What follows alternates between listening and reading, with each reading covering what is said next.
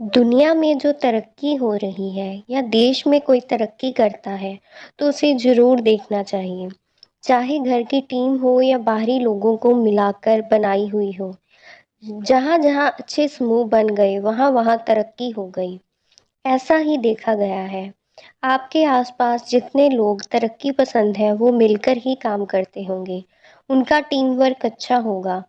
एक परिवार था, वो गरीब था, खाने को कुछ नहीं था, काफ़ी सोचा कि काम मिले, मगर काम नहीं मिला। 2 बच्चे थे, बीवी थी। एक दिन उन्हें विचार आया कि इस गांव में काम मिलना मुश्किल है, चलो कहीं और चलते हैं। इस इरादे से वे एक दिन गांव छोड़कर चल दिए। रात का समय था, रास्ता भी जंगली था। सोचा वृक्ष के नीचे रात गुजारी जाए।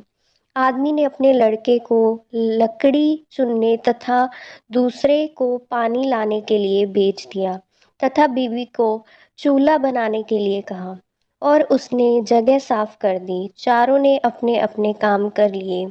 चूल्हा जलाया गया, पानी गर्म होने लग गया। वृक्ष के ऊपर हंस रहता था। वो सोचने लगा, यह कैसा मूर्ख है, इन्होंने चूल्हा तो जला दिया मगर इनके पास पकाने को तो है ही नहीं कुछ भी। हंस ने उनसे पूछा, तुम्हारे पास पकाने को क्या है? वो आदमी बोला, तुम्हें मार के खाएंगे। हंस बोला, मुझे क्यों मारोगे? आदमी बोला, हमारे पास ना पैसा है और ना ही सामान, तो क्या करें? हंस सोच में पड़ गया।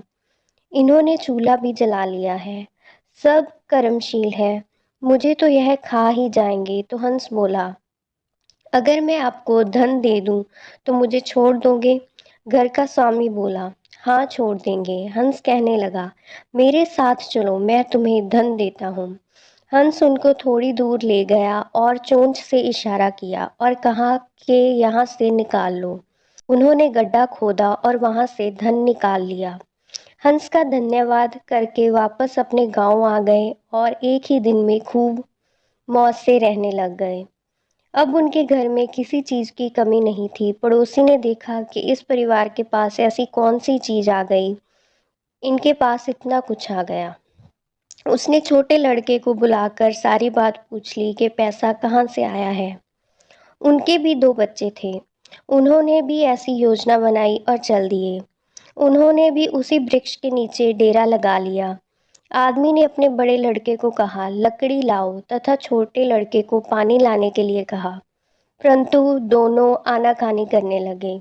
बीबी ने भी कहा कि मैं थक चुकी हूँ। जैसे जैसे पानी लकड़ी इकट्ठी हो गई और पानी गर्म होने लगा। हंस फिर आया और बोला, तुम्हारे पास खाने को तो नहीं है, तो फिर पानी गर्म कर रहे हो? आदमी बोला, तुझे मारकर खाएंगे। हंस मुस्कुरा उठा और बोला, मारने वाले तो 3 दिन पहले आए थे। तुम अपना समय खराब मत करो, घर जाओ। तुम मुझे क्या मारोगे, तुम तो आपस में ही लड़ रहे हो।